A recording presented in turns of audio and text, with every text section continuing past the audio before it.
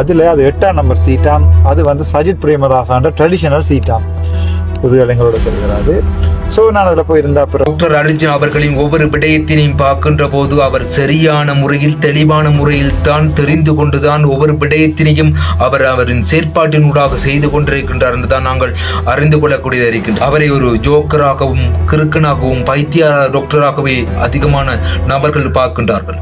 அனைவருக்கும் வணக்கம். நான் ஆர்டிஆர் தமிழ் பண்ட யூடியூப் சேனலாக தற்போது நாங்கள் பார்க்க போற விடயமாக இருப்பது டாக்டர் அர்ஜுனாவை பற்றிய பல்வேறுபட்ட விமர்சனங்கள் வெளிவந்த வண்ணம் இருப்பதை நாங்கள் அறிந்த ஒரு விடயம். அதை பற்றி ஒரு காணொலி தான் பார்க்க போறோம். டாக்டர் அர்ஜுன் அவர்கள் அதற்கான விமர்சனங்களுக்கான என்னென்ன கருத்துக்களை வெளிப்படுத்துகின்றார் என்பதை இந்த காணொலியாக நீங்கள் பார்க்கக்கூடிய இருக்கின்றது. அதற்கு முதல் நீங்கள் செய்ய வேண்டியது யூடியூப் சேனலை சப்ஸ்கிரைப் பண்ணுங்க, லைக் பண்ணுங்க, கமெண்ட் பண்ணுங்க. ஏதாவது கருத்துக்கள் இருந்தால் நீங்கள் தமிழ் பண்ற யூடியூப் சேனலூடாக நீங்கள் சொல்லிக்கொள்ள வேண்டும் என கேட்டு நீங்க யூடியூப் சேனலை சப்ஸ்கிரைப் பண்ணாதான் ஒவ்வொரு நாளும் நீங்க உண்மையான தகவலை அறிந்து கொள்ளக்கூடியதாக இருக்கும் என கேட்டு வீடியோக்குள்ள போறேன். வாங்க வீடியோக்குள்ள போவோம்.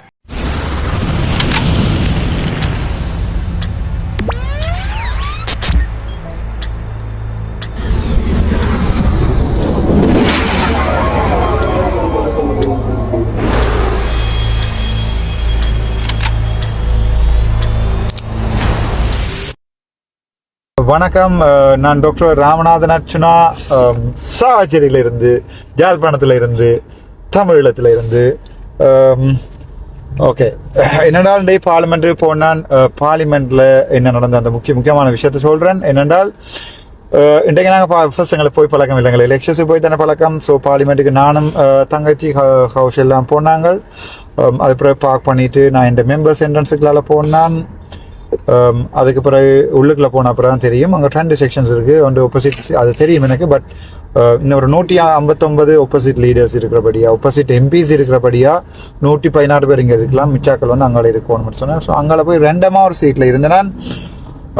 ரெண்டமாக இருந்த சீட்டில் வந்து என்ன நடந்ததுன்னு சொன்னால் அதில் அது 8ஆம் நம்பர் சீட்டாம். அது வந்து சஜித் பிரேமதாசான்ற ட்ரெடிஷனல் சீட்டாம். புதுகலைங்களோட சரி வராது. ஸோ நான் அதில் போயிருந்தா பிறகு அவையோட ஆக்கல்ல கிணறு இது சஜித் பிரேமதாசான்ற கதிரை அவர் வளமையாக இதில் தான் இருக்கிறவர் அப்படின்னு சொல்லி அப்போ நான் சொன்னேன், இன்றைக்கு கடிதம் அனுப்பி இருக்கிறேன். அந்த கடிதத்தில் ஒரு இடத்துலையுமே சொல்லல இது சஜித் பிரேமதாசான்ற கதிரை உண்டு. ஸோ நீங்கள் பின்னால் இருக்க சொல்லுங்க, நாளைக்கு அவ லேபிள் பண்ணி போடுவினம் யாருக்கு எங்கே கதிரைன்னா அங்கே நாங்கள் இருப்போம்னு சொல்லி.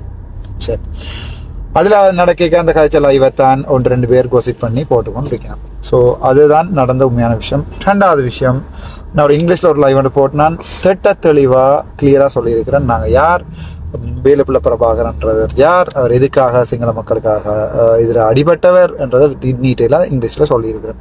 3வது தங்கை வந்து நினைக்கிறேன் அந்த இப்போ மன்னர் நடந்த விஷயத்துக்கு எனக்கு ஒரு அட்வைஸ், ஒரு படித்தாக்கள் கன பேர் அட்வைஸ் பண்ணியிருக்கிறேன். இப்போ நீங்கள் போக வேண்டாம், let them work it out and then if you are not sorry அவள் இப்போ நீங்கள் ஒன்று போக வேண்டாம். அங்கே அவள் போய் அதை வேலையை ஒன்று நடக்கலைன்னு சொன்னால் as a member of parliament ப்ரொஃபஷனலாக நீங்கள் போய் அதை நீங்கள் பார்லிமெண்ட் எடுத்துகிட்டு வந்து கதைங்கன்னு சொல்லியிருக்கணும். ஸோ இப்போ கூட நான் மன்னார் வைத்தியசாலைக்கு போகிறது சம்பந்தமாக இன்னும் முடிவு எடுக்கலை. அது முடிஞ்சது. மற்றது என்னோட விஷயம் என்ன சொன்னால், இப்போ 159 எம்பி மேர் தான் பார்லிமெண்ட்டில் இருக்கணும். அதுக்கு தாராளமாக அது காணும். உங்களுக்கு தெரியும், ஜனாதிபதி தேர்தலில் வந்து நான் எங்களோட ஹிஸ் எக்ஸலன்சி பிரசிடென்ட் மதிப்புக்குரிய ஜனாதிபதி அவர்களுக்கு வந்து நான் சப்போர்ட் பண்ணினான்.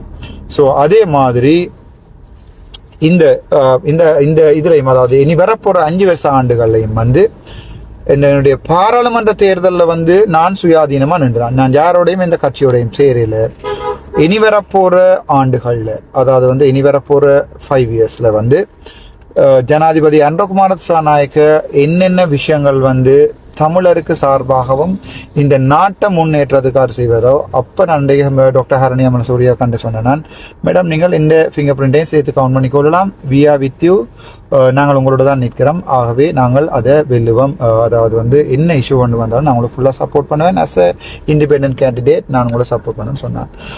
அதுக்கு பிறகு அந்த கட்சிகளுடைய தலைவர் பேண்ட மீட்டிங் வந்து இண்டிபெண்டன்ட் குரூப் கட்சியின் தலைவர் நான் அண்டபடியா நான் அங்கே போனான். அங்கே பார்த்தினா எங்களோட தமிழ் எம்பி மேயர் வந்து எல்லாமே எதிராகத்தான் கதைச்சு கொண்டு வந்தது. 25, 26, 27ஆம் தேதி வந்து மீட்டிங் வெப்பமாண்டு கேட்கல. 26, 27 எங்களுக்கு முக்கியம் எதுன்னு சொன்னால் எங்களுடைய மாவீர தினத்தை கொண்டாடுற நாள். ஸோ 25 வந்து அவர்கள் காலம் வரையிலா பின்னேறம் வரையிலா எங்களுக்கு அங்கே போகணும் இங்கே போகணும் இப்போ ஒரு ஒத்துழையாம போராட்டம் உண்டு முக்குத்தனமாகவே கதைச்சு கொண்டது மாதிரி ஒரு ஃபீலிங் கொண்டு இருந்தது. இப்போ நான் அந்த விஷயத்தில் நான் டிசைட் பண்ணியிருக்கிறேன். நாங்கள் வந்து நான் மக்களோட பிரதிநிதியாக நல்ல விஷயங்கள் அவ்வளோத்துக்கும் ஜனாதிபதி அன்றகுமார திசாநாயக்கவுடன் எடுக்கின்ற நல்ல விஷயங்கள், தமிழனை பாதிக்காத, தமிழ் தேசியத்தை பாதிக்காத, நாட்டை அபிவிருத்தி செய்கிற, சுகாதாரத்தை அபிவிருத்தி செய்கிற எல்லா நல்ல விஷயங்களுக்கும் சப்போர்ட் பண்ணுறாங்கன்னு டிசைட் பண்ணி இருக்கிறோம். அது தவிரவும் எங்களுடைய வாகனங்கள் இந்த முறை ஒதுக்கப்படாதுன்னு சொல்லப்பட்டிருக்கு. ஆகவே நான் நினைக்கிறேன் பெரும்பாலும் என்னுடைய இதே காரில் தான் நான் போக வேண்டி வரும். ஸோ வாகனங்கள் ஒதுக்கப்படாது என்ற இது வந்து சொல்லப்பட்டிருக்கு. உண்மை போய் தெரியாது. பட் எனக்கு ஸ்ரீலங்காவில் இருக்கிறதுக்கு ஒரு இடமும் இல்லை. பட் யாழ்ப்பாணத்தில் இப்போ ஒரு 30-40 வீடு பேர் சொல்லிட்டு நம்ம வந்து இருக்கலாமண்டு. யாழ்ப்பாணத்தில் வந்து என்னுடைய வீடு வந்து இல்லாதபடியா நான் யாழ்ப்பாணத்தை ஒரு ஆண்டு வீடு ஒன்று எடுத்து அங்கே தான் என்னுடைய காட்சிகள் வேலைகள் நடக்கும். அதுக்கு 1 லட்சம் ரூபா ஒதுக்கி இருக்கணும். அந்த 1 லட்சம் ரூபாவில் என்ன செய்யலாம்னு எனக்கு தெரியல. நான் அதை ட்ரை பண்ணி பார்க்குறேன். இப்போ உங்களுக்கு தெரியும் சிறியர் தியேட்டரில் வந்து 1 லட்சம் ரூபாவில் காட்சி செய்யிருக்க மாட்டோம் என்ன. ஸோ அதுக்குரிய ஃபண்ட் வந்திருக்கணும். வெளிநாட்டிலேருந்து ஆக்கள் அனுப்பியிருக்கணும். யாராவது என்ன நம்புறாக்கள் என்னுடைய காட்சிக்கு உதவி செய்ய விரும்பினாக்கள் உதவி செய்யலாம். இல்லை நான் உங்களுக்கு உண்மையாக இருக்க மாட்டேன், அந்த காசில் வேண்டி கொண்டு வீடுகள் கட்ட வீடு கட்டணும்னு கேட்டே நான் வேண்டுவேன். என்னோட வீடில் பெரிய ஹானி இருக்குது. நான் அதில் ஜோதிச்சு நான் பாராளுமன்றத்தில் எனக்கு கார் இருந்தால் இதை விட்டு போட்டு கட்டுவோம். பட் இப்போதைக்கு தர மாட்டேன், இதே காரை தான் சூஸ் பண்ணுவேன். எனக்கு யாராவது பர்சனலாக உதவி செய்கிறார்கள் விரும்பினா உதவி செய்யலாம். அதை வந்து யாருமே தடுக்க இல்லாது. அதே மாதிரி என்னுடைய கட்சியை நாங்கள் திருப்பி ஃபார்ம் பண்ணி கான்ஸ்டியூஷன் எழுதி, அதாவது வந்து கட்சியின் ஜாப் எழுதி அதை பொது வழியில் போட்டு அந்த ஜாப்லையும் வந்து திருத்தங்களை செய்து சரியாக அமெண்ட் பண்ணி அதில் ஒரு டெமோக்ரஸி, அதாவது வந்து டெமோக்ரஸி என்னன்னு சொல்கிறது, ஜனநாயகம் இருக்கக்கூடிய மாதிரி கட்சிகளின் வேலையில் நடக்கும். அதையும் நாங்கள் செய்வோம். அந்த வேலையும் செய்வோம். அதுக்கு அடுத்தது நான் ஏற்கனவே வாக்குறுதி கொடுத்த மாதிரி சாவச்சேரிலையும் வட்டக்கட்சியிலையும் மற்றது அங்கேயும் அந்த விஷயங்கள் எல்லாமே பாராளுமன்றத்தில் கதைச்சு அதை நான் கணக்கு கமிட்டியில் நானாகவே விரும்பி ஜாயின் பண்ணுவேன்.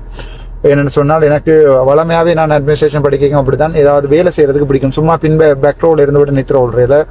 ஸோ அன்றகுமார திசாநாயக்கன் அரசாங்கம் என்னை நம்பி ஏதாவது வேலையில் திறமையாக இருந்தால் நான் அவ்வளோ வேலையும் இதே சுத்தியோட ஒரு ₹1 காசு அடிக்காமல் நான் அவர்களுக்கு செய்து கொடுப்பேன், சப்போர்ட் பண்ணுவேன். அவர்களுக்கு அதுங்களுடைய தேசியத்துக்கு எதிராக திருப்பினமாக இருந்தால் நான் அவர்களோட சப்போர்ட் பண்ண மாட்டேன், நான் தனித்திருப்பேன்.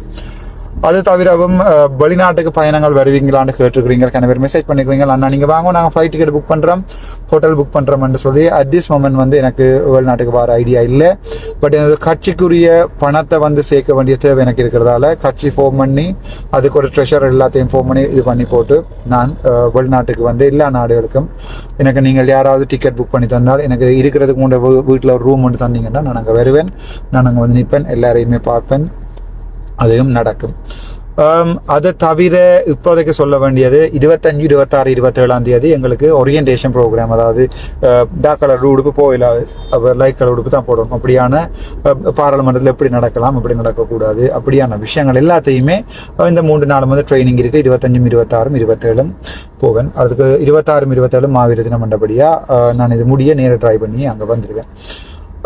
அது தவிரவும் அட் திஸ் மூமெண்ட் வந்து என்னுடைய பாதுகாப்புக்கு வந்து துவாக்கு ஒன்று வழங்கப்படும் என்று சொல்லியிருக்கிறார்கள். ஸோ அதையும் நான் ஏற்றுக்கொள்வேன். நான் தனியைத்தான் யாழ்ப்பாணத்தில் தெரிவேன். ஸோ என்னுடைய பாதுகாப்புக்கு வந்து போலீஸ் பாதுகாப்பை நான் கேட்டெடுப்பேனோ தெரியலை. தமிழ் மக்கள்ல இருந்து பாதுகாப்பு எனக்கு 100% இருக்குது. பட் நான் ஒரு துவாக்கொண்டு தாரன்னு சொல்லியிருக்கேன். ஸோ அது நான் பாதுகாப்பு அமைச்சரை கதைச்சு லைசன்ஸோட உள்ள கன் வந்து நான் எடுத்து என்னோட வச்சிருப்பேன். என்னுடைய தற்பாதுகாப்புக்காக அதோட 4 பல்ப் தாரன்னு சொல்லியிருக்காங்க. அது உங்களுக்கு தெரியும், வரியா ஜோக்குக்காண்டி சொல்லல. எங்களோட வீட்டை பாதுகாக்கிறதுக்கு 4 ஃபோக்கஸ் லைட் தெரியணுமாம். அது வந்து போய் டிஃபென்ஸ் மினிஸ்ட்ரியில் எடுக்கணுமாம். ஸோ அதையும் நாங்கள் எடுப்போம். அதை விட டிரைவருக்கு 10,000 ரூபா சம்பளம். ஸோ அதோட 10,000 ரூபாய்க்கு டிரைவர் பிடிக்கலாது. குறைஞ்சது ஒரு 1,20,000 டிரைவர் கொடுக்கணும். 24 hours என்னோட நிற்கணும். அந்தபடி நான் போகிற இடம் எல்லாமே போகணும். ஸோ டிரைவர் எடுத்தால் போடுவோம், மற்றது நான் வெஹிக்கிளும் இல்லை. ஸோ வெஹிக்கிள் அவை தந்தால் டிரைவர் எடுப்போம், டிரைவர் எடுத்தால் போடுவோம், அல்லது நான் தான் ஓடுவேன். ரைட். அதை விட எங்களுக்கு மற்றது எங்களுடைய தேசிய இதிலேருந்து விலத்தி போவீங்களான்னு கேட்டுருக்கீங்க. தேசியத்திலேருந்து விலத்தி போக மாட்டோம். நாங்கள் 2 சஜித்தின் கதிரை கொடுக்காதாக்கள். நாங்கள் தெளிவற்ற வாழ்க்கை முறையில் வந்து நாங்கள் அதை இங்கிலீஷ்லேயே வடிவாக போட்டிருக்கேன். அதை விட ஸ்பெஷலாக சொல்கிறதுக்கு ஒன்றும் இல்லை. மற்றது தங்க கௌஷல்யா கூட்டிகிட்டு போனான். அவள் இந்த பார்லிமெண்ட் செஷன்ஸ் எல்லாத்தையும் பார்க்கணும். அவள் இங்கே need to be get trained.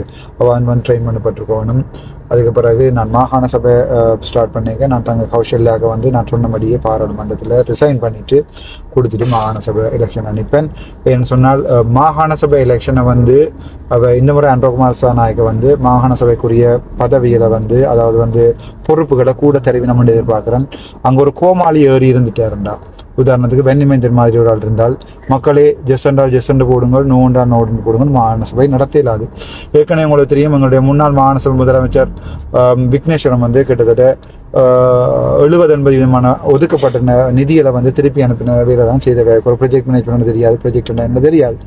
So அதால் எனக்கு மாகாண சபையில் எடுத்து யாழ்ப்பாணத்தை வடக்கு கிழக்கையும் டெவலப் பண்ண வேண்டிய தேவை இருக்குது. அதால் நான் வடக்கு கிழக்கில் மாகாண சபைக்கு போவேன். மாகாண சபையில் நான் நின்று எலெக்ஷன் அனுப்பேன். வின் பண்ணுறது வின்மன்னாதன் தமிழருடைய கையில் தான் இருக்கிறது.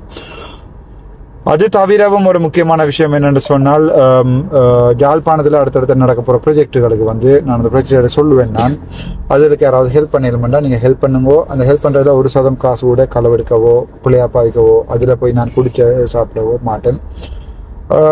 அதில் வந்து உங்களுக்கு எல்லாம் கணக்கு காட்டப்படும். உங்களுக்கு விரும்பினால் என்ன நம்பினா எனக்கு ஹெல்ப் பண்ணலாம். என்ன ப்ராஜெக்ட்ன்றதை நான் எழுதி பெர்மிஷன் எடுத்து எல்லாம் செய்து கொடுத்து உங்களுக்கு சொல்லுவேன். இப்போ சொன்னால் கொப்பி அடிச்சுடுவாங்க. அது தவிரவும்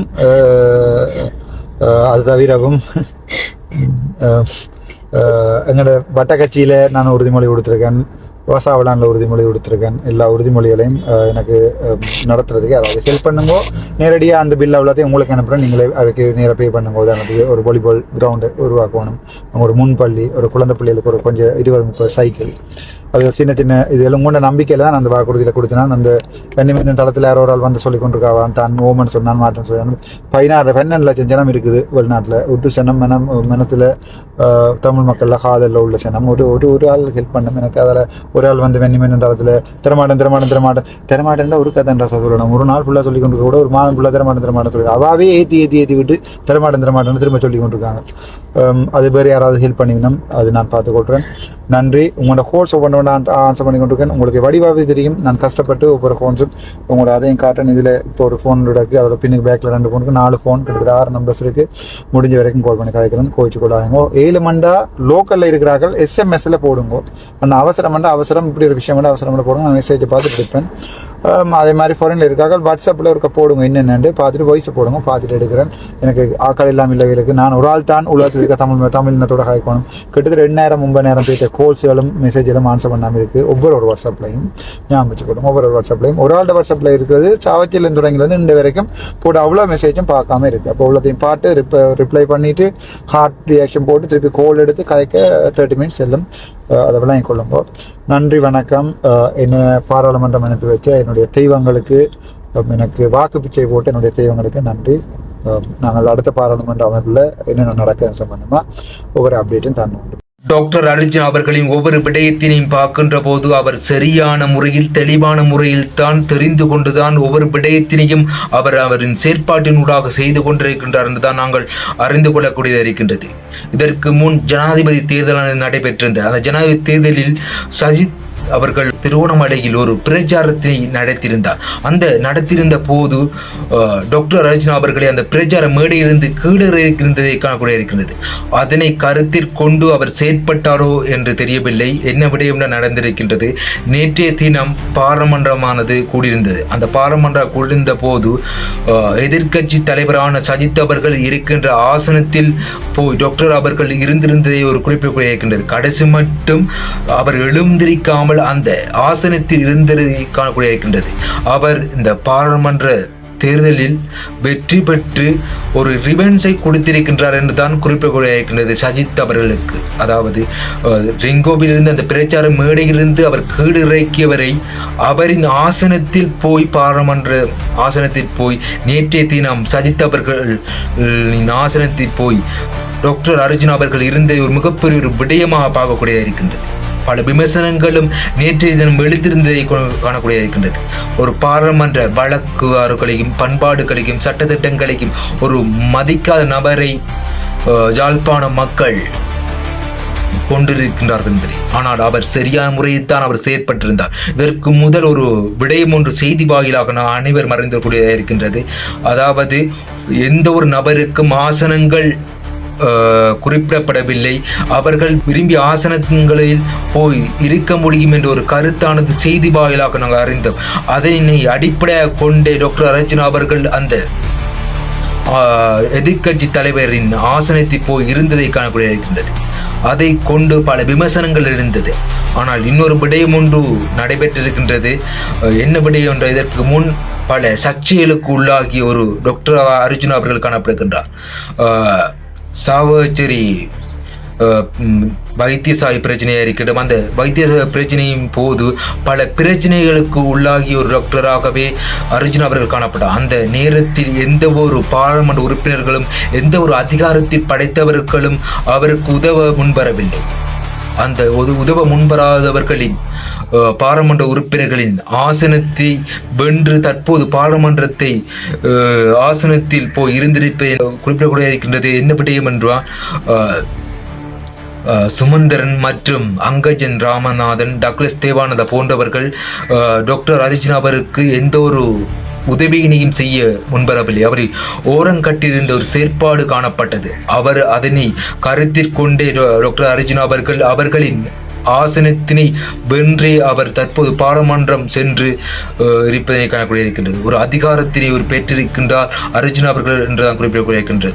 அர்ஜுனா அவர்களை பல விமர்சனங்கள் காணப்படும். ஆனால் அந்த விமர்சனங்களை தாண்டி அவர் சிரித்து கொண்டு ஒவ்வொரு விமர்சனங்களையும் சமாளித்துக் கொண்டு பாராளுமன்ற உறுப்பினராக ஒரு சொற்ப காலத்துக்குள் மாறியிருக்கின்றது என்பது ஒரு மிகப்பெரிய ஒரு விடயமாகவே பார்க்கக்கூடிய இருக்கின்றது. அவரை ஒரு ஜோக்கராகவும் கிறுக்கனாகவும் பைத்திய டாக்டராகவே அதிகமான நபர்கள் பார்க்கின்றார்கள். ஆனால் அவர் அதனை எந்த ஒரு விடயத்தினையும் கருத்தில் கொள்ளாது அவர் சரியான முறையில் தெளிவான முறையில் அவர் ஒவ்வொரு நாளும் அவர் பேசும் பொருளாகவே மாற்றிக்கொண்டிருக்கின்றார் மக்களிடையே என்றுதான் குறிப்பிடக்கூடிய இருக்கின்றது. மக்களுக்கு தேவையான என்ன விடயம் என்பதையும் மக்களுக்கு எதிராக எந்த ஒரு செயற்பாடும் ஏற்படுகின்ற போது அவர் ஒரு உதவுகின்ற ஒரு மனிதராக டாக்டர் அர்ஜுனா அவர்கள் செயற்பட்டு கொண்டிருப்பதை நாங்கள் காணக்கூடிய இருக்கிறது. தற்போதும் மன்னாரில் சிசுவும் மற்றும் தாயும் இறந்திருந்தார்கள். அந்த பிரச்சனைக்கும் அவர் குரல் கொடுத்திருந்ததை நாங்கள் ஒரு குறிப்பிடக்கூடிய இருக்கின்றது. ஒவ்வொரு விடயத்தினையும் மருத்துவ மாபியாவுக்கு எதிராக ஒவ்வொரு விடயத்தினையும் வெளிப்படுத்தி கொண்டிருக்கின்றார். அந்த எதிராகவே அவர் செயற்பட்டு கொண்டிருப்பதை நாங்கள் காணக்கூடிய இருக்கின்றது. மருத்துவ மாபியாக்களை வெளிக்கொண்டு வருகின்ற ஒரு டாக்டராகவே அர்ஜுனா அவர்கள் முன்னைய காலங்களில் காணப்பட்டார், தற்காலங்களில் அவர் காணப்படுகின்றார் என்று தான் குறிப்பிடப்படுகின்றது. ஒவ்வொரு நாளும் அவர் பல சர்ச்சையான கருத்துக்களை வெளிப்படுத்தியிருக்கின்றார். ஆனால் சர்ச்சையான கருத்துக்கள் இருந்தாலும் மக்கள் பேசுகின்ற ஒரு கருத்துக்களாகவே அந்த ஒவ்வொரு கருத்துக்களும் அமைந்திருப்பதை நாங்கள் காணக்கூடிய இருக்கின்றது. அவர் ஒவ்வொரு விடயத்தினையும் பார்க்கின்ற போது சிறுபுள்ளைத்தனமாக அவர் செயற்பட்டாலும் அவர் தெளிவான முறையில் அறிவுபூர்வமாகத்தான் ஒவ்வொரு செயலையும் செய்து கொண்டிருக்கின்றார் என்று தான் நாங்கள் ஒவ்வொரு விடயத்தையும் பார்க்கின்ற போது அறிந்து கொள்ளக்கூடியதாக இருக்கும் என கேட்டு இதோடு எனது காணொலியை முடித்துக் கொள்கின்றேன். ஏதாவது கருத்து இருந்தால் எனது தமிழ் பண்டைய யூடியூப் சேனல் கமெண்டினூடாக சொல்ல முடியும் என கேட்டு எனது யூடியூப் சேனலில் உண்மையான தகவலை அறிந்து கொள்ள வேண்டுமானால், இவ்வாறான உண்மையான தகவலை அறிந்து கொள்ள வேண்டுமானால் எனது யூடியூப் சேனலை சப்ஸ்கிரைப் பண்ணுங்க, லைக் பண்ணுங்க, கமெண்ட் பண்ணுங்க. இதோடு காணொலியை முடித்துக் கொள்கின்றேன். நன்றி, வணக்கம்.